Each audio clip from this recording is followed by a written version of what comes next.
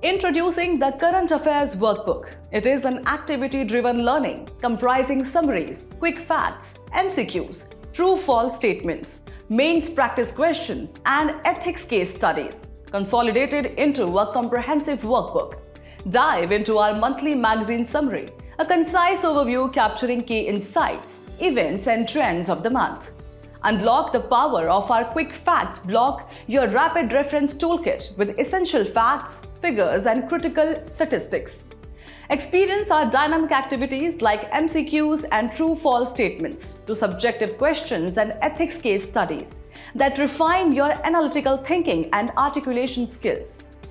Track your progress with our dedicated self-evaluation page, your personal growth monitoring and improvement tool.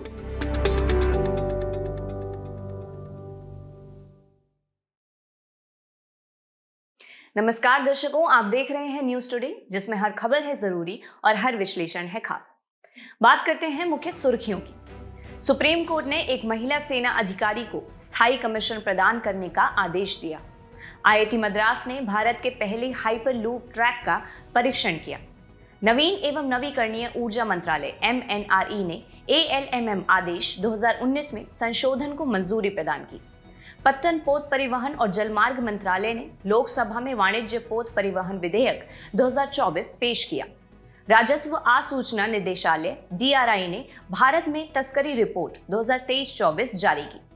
विश्व धरोहर समुद्री स्थलों WHMS में UNESCO का पर्यावरणीय DNA eDNA अभियान चलाया गया। चलिए बुलेटिन की शुरुआत करते हैं और बढ़ते हैं पहली खबर की ओर। सुप्रीम कोर्ट ने एक महिला सेना अधिकारी को स्थायी कमीशन प्रदान करने का आदेश दिया। सुप्रीम कोर्ट ने लेफ्टिनेंट कर्नल सुप्रीता चंदेल बनाम भारत संघ और अन्य वाद में महिला सेना अधिकारी को स्थायी कमीशन प्रदान करने का आदेश दिया है। सुप्रीम कोर्ट ने संविधान के अनुच्छेद 142 के तहत अपनी शक्तियों का प्रयोग करते हुए यह आदेश दिया है। चलिए सबसे पहले मामले की पृष्ठभूमि पर एक नजर डालते हैं। मूल नीति में 2013 में संशोधन के बाद सशस्त्र बल अधिकरण ने अन्य आवेदकों को एक बार आयु में छूट देकर राहत प्रदान की थी। हालांकि अपीलकर्ता को इसका लाभ नहीं दिया गया क्योंकि वह मूल मामले में पक्षकार नहीं थी। इस पर सुप्रीम कोर्ट का निर्णय है कि जो राहत समान परिस्थितियों वाले व्यक्तियों को दी गई है, उसे उन व्यक्तियों को भी स्वतः प्रदान किया जाएगा जिन्होंने कोई याचिका दायर नहीं की है। कोर्ट ने इस फैसले के लिए अमृतलाल बेरी 1975 और KI शेफर्ड केस 1987 जैसे पुराने फैसलों का हवाला दिया। इसी के साथ अब महिला सैन्य कर्मियों को स्थायी कमीशन के बारे में भी जान लेते हैं। वर्ष 1992 में केंद्र सरकार ने पहली बार महिलाओं को सेना के कुछ कैडर जैसे शॉर्ट सर्विस कमीशन और आर्मी सर्विस कोर आदि में शामिल होने की अनुमति दी थी। वहीं 2020 तक महिलाओं को सेना में स्थायी कमीशन यानी सेवानिवृत्ति की आयु तक के रूप में नियुक्त करने की अनुमति नहीं थी। उन्हें शॉर्ट सर्विस कमीशन अधिकारी के रूप में नियुक्त किया जाता था, जिसका कार्यकाल 10+4 वर्ष का होता था। सुप्रीम कोर्ट ने बबीता पुनिया एवं अन्य वाद 2020 में महिला सैन्य कर्मियों को स्थायी कमीशन देने का आदेश दिया था। साथ ही उन्हें कमांड पदों पर नियुक्ति के लिए योग्य माना था। कोर्ट ने कहा कि महिला अधिकारियों को स्थायी कमीशन से वंचित करना संविधान के अनुच्छेद 14 के तहत समता के मौलिक अधिकार का उल्लंघन है। खबर के अंत में अब अनुच्छेद 142 के बारे में जानकारी प्राप्त करते हैं। यह अनुच्छेद शीर्ष न्यायालय को उसके समक्ष लंबित किसी भी मामले में पूर्ण न्याय करने के लिए डिक्री या आदेश पारित करने की शक्ति प्रदान करता है। इस प्रकार पारित किसी भी डिक्री या आदेश को पूरे भारत में लागू किया जा सकता है। इसका वही प्रभाव होगा जो संसद द्वारा बनाए गए किसी कानून का होता है या राष्ट्रपति द्वारा जारी आदेश का होता है। यह डिक्री या आदेश संसद द्वारा इस हेतु बनाए गए कानून के तहत लागू होगा। बढ़ते अगले मुख्य खबर की तरफ। आईआईटी मद्रास ने भारत के पहले हाइपरलूप ट्रैक का परीक्षण किया। आईआईटी मद्रास ने भारत के पहले हाइपरलूप टेस्ट ट्रैक का अनावरण किया है। इस ट्रैक की लंबाई 410 मीटर है। यह ट्रैक भारतीय परिस्थितियों में हाइपरलूप की व्यावहारिकता को सत्यापित करने के लिए एक प्रोटोटाइप के रूप में कार्य करेगा। आपको बता दें कि मुंबई पुणे रूट को भारत के पहले फुल स्केल हाइपरलूप सिस्टम के लिए चुना गया है।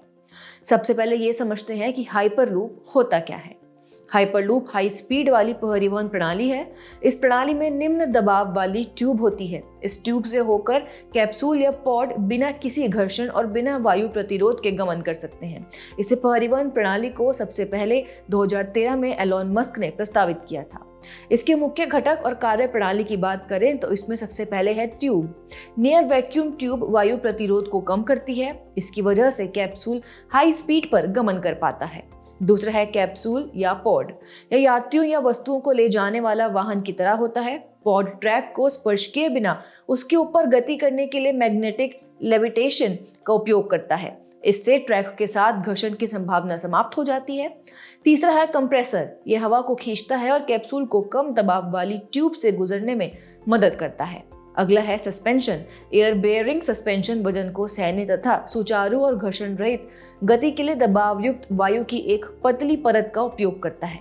और आखिरी है प्रणोदन या प्रोपल्जन। लीनियर इंडक्शन मोटर्स का उपयोग करके पॉड को आगे बढ़ाया जाता है। आगे बढ़ते हुए हाइपरलूप का महत्व भी जान लेते हैं। पहला है हाई स्पीड। इस परिवहन प्रणाली में पॉड 1100 किलोमीटर प्रति घंटा तक की गति से गमन कर सकता है। हालांकि इसे आमतौर पर लगभग 360 किलोमीटर प्रति घंटा की गति से चलाया जाएगा। दूसरा महत्व है इसका कोई उत्सर्जन नहीं होता। पूरी हाइपरलूप प्रणाली सौर पैनलों द्वारा संचालित होती है। अंत में हाइपरलूप को आम परिवहन साधन बनाने के समक्ष आई चुनौतियां भी जान लेते हैं। अवसंरचना संबंधी चुनौतियों की बात करें तो इसकी शुरुआती लागत काफी अधिक आती है तथा रूट निर्माण के लिए भूमि अधिग्रहण प्रक्रिया जटिल है। इसके अलावा रूट में सभी जगह की जमीन एक जैसी नहीं होती है। विनियामक मंजूरी मिलने में भी परेशानी होती है।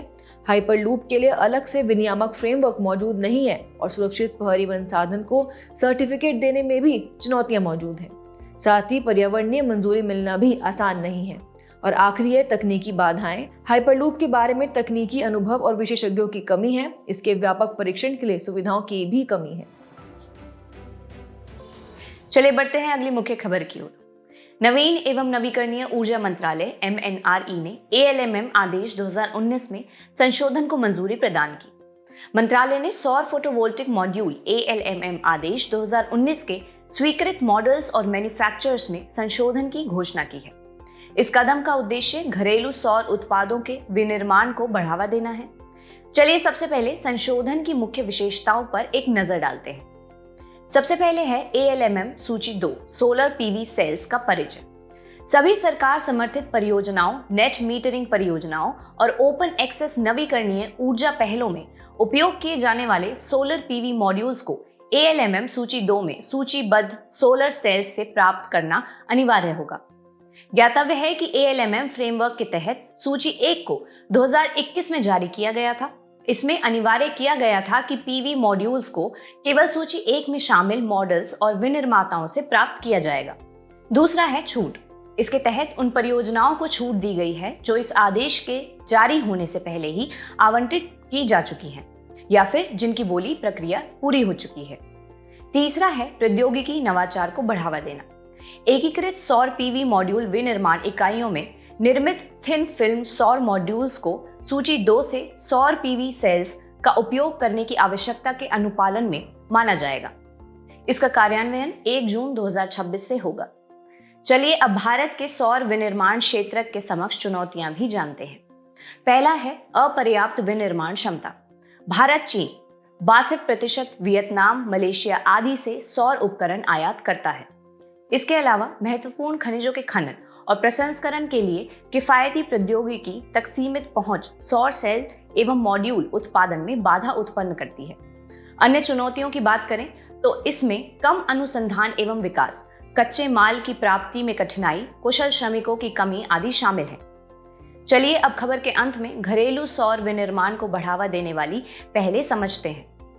उच्च दक्षता वाले सोलर PV मॉड्यूल्स के लिए उत्पादन से संबंध प्रोत्साहन यानी PLI योजना चलाई जा रही है। इसी के साथ सोलर पार्क्स और अल्ट्रा मेगा सोलर पावर परियोजनाओं के विकास की योजना को वित्त वर्ष 2025-26 तक बढ़ाया गया है तथा सौर ऊर्जा क्षेत्र में स्वचालित मार्ग के तहत 100% तक प्रत्यक्ष विदेशी निवेश यानी FDI की अनुमति दी गई है। अन्य पहलों में घरेलू सामग्री आवश्यकता यानी DCR को बढ़ावा देना, सोलर PV सेल्स और मॉड्यूल्स के आयात पर बेसिक सीमा शुल्क लगाना आदि शामिल है। पत्तन, पोत परिवहन और जलमार्ग मंत्रालय ने लोकसभा में वाणिज्य पोत परिवहन विधेयक 2024 पेश किया।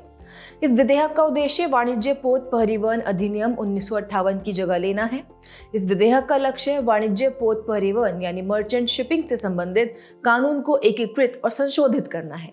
इससे भारत द्वारा हस्ताक्षरित समुद्री संधियों और अंतर्राष्ट्रीय समझौतों के तहत दायित्वों का पालन सुनिश्चित हो सकेगा।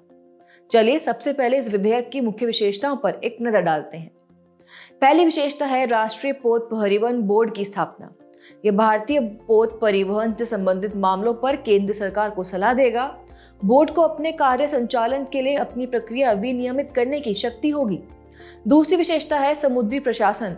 केंद्र सरकार समुद्री प्रशासन के महानिदेशक यानी director general of maritime administration के रूप में एक व्यक्ति की नियुक्ति करेगी। तीसरा है पोत का पंजीकरण। इसमें स्वामित्व के लिए अनिवासी भारतीय या भारतीय मूल के विदेशी नागरिक सहित भारत के नागरिक और किसी केंद्रीय अधिनियम या राज्य अधिनियम द्वारा स्थापित कंपनी या निकाय जिसका पंजीकृत कार्यालय भारत में हो, पात्र होंगे। इसके अलावा भारतीय पोत या शेयर का हस्तांतरण भी एक विशेषता है। जब भारत या उसके किसी क्षेत्र की सुरक्षा को किसी भी तरह के प्रतिबंध, युद्ध, भारी आक्रमण या आपातकाल के दौरान खतरा हो तो कोई भी व्यक्ति किसी भारतीय पोत या उसके शेयर को हस्तांतरित या अधिग्रहित नहीं कर सकेगा। और आखिरी है प्रदूषण की रोकथाम और नियंत्रण। प्रत्येक पोत को प्रदूषण की रोकथाम हेतु संबंधित अंतर्राष्ट्रीय अभिसमयों के प्रावधानों का पालन करना होगा, जैसे MARPOL convention, anti fouling system convention आदि। अब इस विधेयक की आवश्यकता क्यों है, ये समझते हैं। इस विधेयक की आवश्यकता देश में वाणिज्यिक पोतों के लिए स्वामित्व संबंधी मानदंड को स्पष्ट और सरल बनाने तथा भारतीय ध्वज वाले पोतों हेतु परिचालन को आसान बनाने के लिए, समुद्री दुर्घटनाओं से निपटने वाले अलग अलग विनियमों को सरल बनाने सहित प्रदूषण फैलाने वाले पोत के खिलाफ कठोर मानदंड लागू करने के लिए और राष्ट्रीय हित के लिए सर्वोत्तम तरीके से भारतीय पोत परिवहन का विकास करने और भारतीय वाणिज्यिक समुद्री बेड़े का रखरखाव सुनिश्चित करने के लिए है। चलिए बढ़ते हैं अगली मुख्य खबर की ओर। राजस्व आसूचना निदेशालय DRI ने भारत में तस्करी रिपोर्ट 2023-24 जारी की। राजस्व आसूचना निदेशालय डायरेक्टोरेट ऑफ रेवेन्यू इंटेलिजेंस का गठन 1957 में किया गया था। यह केंद्रीय वित्त मंत्रालय के संगठन केंद्रीय अप्रत्यक्ष कर और सीमा शुल्क बोर्ड के अधीन कार्य करता है। यह भारत में तस्करी रोधी शीर्ष एजेंसी है। सबसे पहले रिपोर्ट के मुख्य बिंदुओं पर एक नजर डालते हैं। DRI ने 1319 किलोग्राम सोना जब्त किया है। इनमें सड़क और हवाई मार्गों से क्रमशः 55% व 36% जब्ती हुई है। भारत में तस्करी के जरिए लाई जाने वाली कोकीन की मात्रा में 9% की वृद्धि दर्ज की गई है। इसकी तस्करी मुख्य रूप से हवाई अड्डों के जरिए की जाती है। DRI ने अवैध वन्यजीव उत्पाद विशेष रूप से लगभग 53.49 किलोग्राम वजन के हाथी दांत जब्त किए हैं। इसी के साथ भारत में तस्करी का खतरा क्यों है, यह जानते हैं। सबसे पहला है इसकी भौगोलिक अवस्थिति। भारत ड्रग तस्करी के मुख्य मार्गों के निकट स्थित है। ड्रग तस्करी के मुख्य मार्ग हैं डेथ क्रिसेंट, इसमें अफगानिस्तान, ईरान और पाकिस्तान शामिल हैं, तथा डेथ ट्रायंगल, इसमें म्यांमार, लाओस और थाईलैंड शामिल हैं। दूसरा है भारत की लंबी अंतर्राष्ट्रीय सीमाएं। भारत की अंतर्राष्ट्रीय सीमाओं की कई जगह बाड़बंदी नहीं की गई है। इसके अलावा इन सीमाओं पर कई जगह पहाड़, पठार या नदियां अवस्थित हैं। साथ ही भारत का समुद्री तट 7500 किलोमीटर लंबा है। इन जगहों की 24 घंटे निगरानी करना मुश्किल होता है। तीसरा खतरा है देश में तस्करी वाली वस्तुओं की अधिक मांग। स्वर्ण आभूषणों के प्रति परंपरागत लगाव, बढ़ती युवा आबादी और नशीले पदार्थों की मांग जैसे कारक भारत को एक आकर्षक बाजार बनाते हैं। और आखिर में आर्थिक कारण, वस्तुओं पर अधिक कर, वस्तुओं के मूल्यों में अंतर जैसी वजहें भी तस्करी को बढ़ावा देती हैं। उदाहरण के लिए भारत की तुलना में दुबई और बैंकॉक में सोने की कीमत कम है। आइए अब इस संदर्भ में आगे की राह समझते हैं। अंतर्राष्ट्रीय एजेंसियों के साथ सहयोग बढ़ाना चाहिए। उदाहरण के लिए विश्व सीमा शुल्क संगठन ने ऑपरेशन टेंटिकल लॉन्च किया है। इसका उद्देश्य विमान यात्रियों द्वारा मुद्रा, हीरे और सोने की तस्करी पर नजर रखना है तथा सीमा और तटीय सुरक्षा को मजबूत करना चाहिए। इसके लिए सीमा प्रबंधन को एकीकृत करना, सीमाओं की निगरानी बढ़ाना, रडार व गश्त के माध्यम से तटीय निगरानी करना जैसे उपाय किए जा सकते हैं। सीमाओं की निगरानी में थर्मल इमेजिंग, मोशन सेंसर्स आदि का उपयोग किया जा सकता है। आइए अब तस्करी को रोकने के लिए उठाए गए कदम भी जान लेते हैं। सबसे पहले है वैश्विक कदम। इसके अंतर्गत मादक पदार्थों और अपराध पर संयुक्त राष्ट्र कार्यालय यानी UNODC का गठन किया गया है। अगला है पेरिस पैक्ट इनिशिएटिव। इसका उद्देश्य नार्कोटिक्स के खिलाफ कार्य करने वाली एजेंसियों के बीच समन्वय को मजबूत करना है। इसी के साथ वन्य जीवों और वनस्पतियों की इंडेंजर्ड प्रजातियों के अंतर्राष्ट्रीय व्यापार पर कन्वेंशन यानी साइट्स के तहत वन्य जीव के व्यापार को नियंत्रित किया गया है।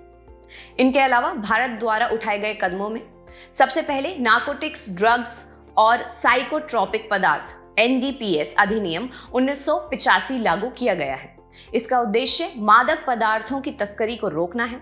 इसी के साथ खतरनाक और अन्य अपशिष्ट यानी प्रबंधन एवं सीमा पार आवाजाही संशोधन नियम 2023 लागू किया गया है। और आखिर में वन्य जीव अपराध नियंत्रण ब्यूरो का गठन किया गया है। नजर डालते हैं आज की अंतिम मुख्य खबर पर। विश्व धरोहर समुद्री स्थलों यानी WHMS में यूनेस्को का पर्यावरणीय DNA यानी EDNA अभियान चलाया गया। यूनेस्को की एक रिपोर्ट में समुद्र के गर्म होने के कारण समुद्री जीवों के अस्तित्व के समक्ष बढ़ते खतरे को रेखांकित किया गया है। यह रिपोर्ट EDNA अभियानों पर आधारित है। इस रिपोर्ट का शीर्षक है समुद्री जीवन की सुरक्षा के लिए समुदायों को शामिल करना। चलिए सबसे पहले यूनेस्को के EDNA अभियान के बारे में कुछ जानकारी प्राप्त करते हैं। इसमें बात करें वैश्विक नागरिक विज्ञान पहल की, तो इसका उद्देश्य यूनेस्को के WHMS में समुद्री जैव विविधता को मापना है। साथ ही WHMS में प्रजातियों के वितरण पर जलवायु परिवर्तन के प्रभाव का आकलन भी करना है।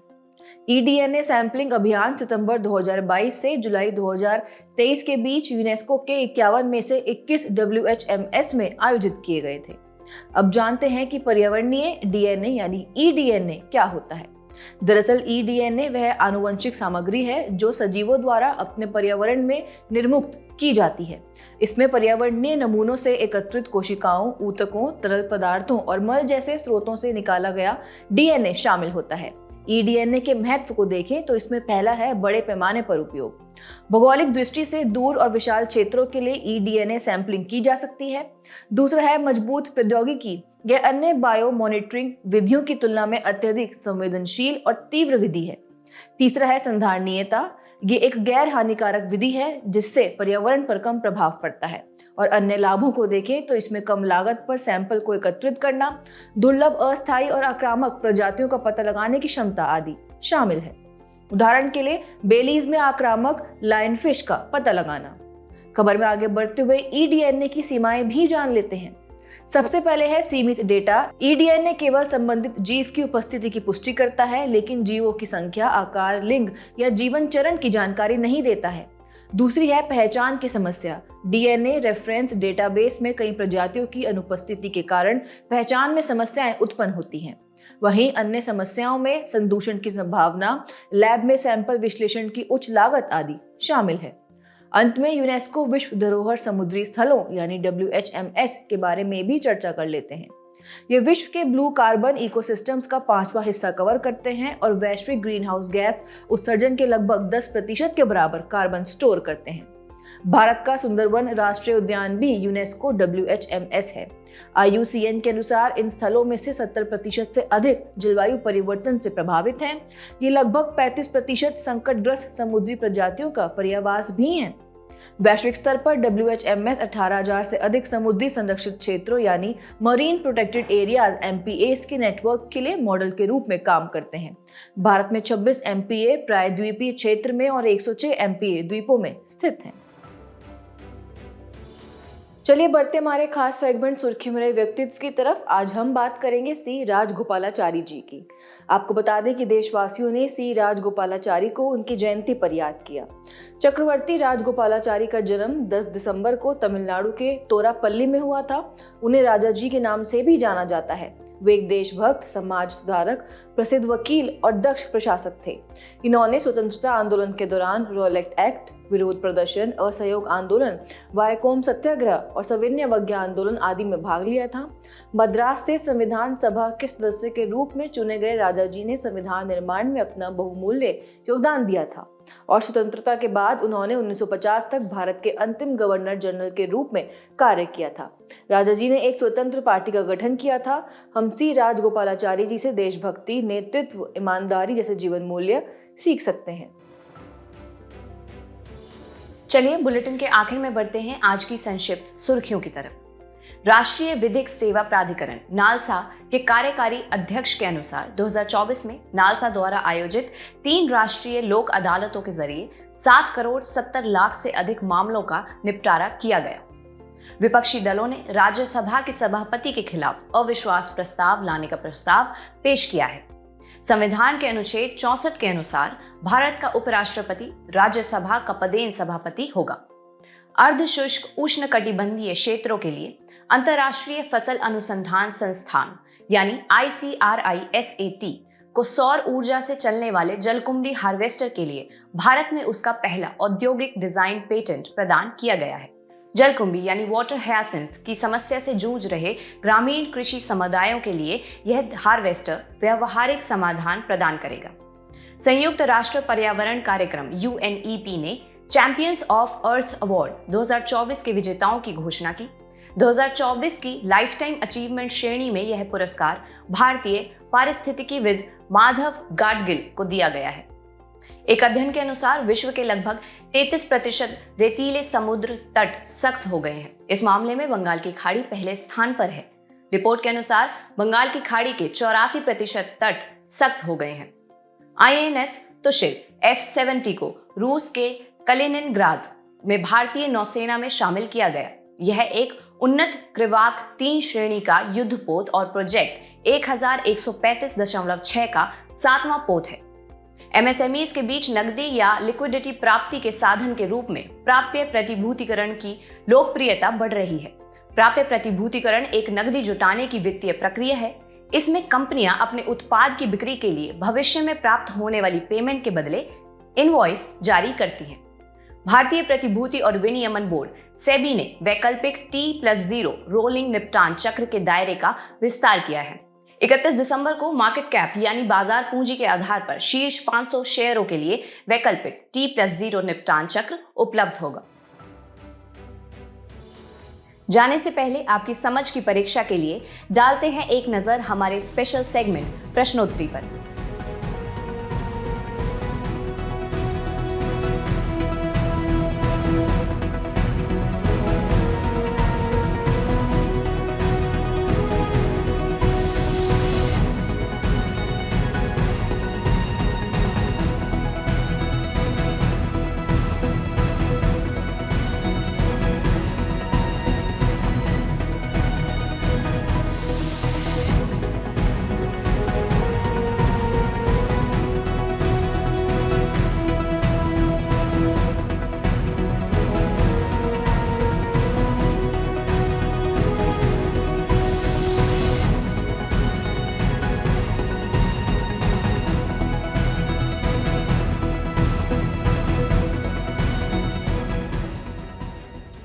हमसे जुड़ने के लिए आपका धन्यवाद। उम्मीद है न्यूज़ टुडे का यह बुलेटिन आपको पसंद आया होगा। न्यूज़ टुडे की PDF को डाउनलोड करने के लिए और आज की क्विज के उत्तर के लिए डिस्क्रिप्शन में दिए गए लिंक्स पर क्लिक कीजिए।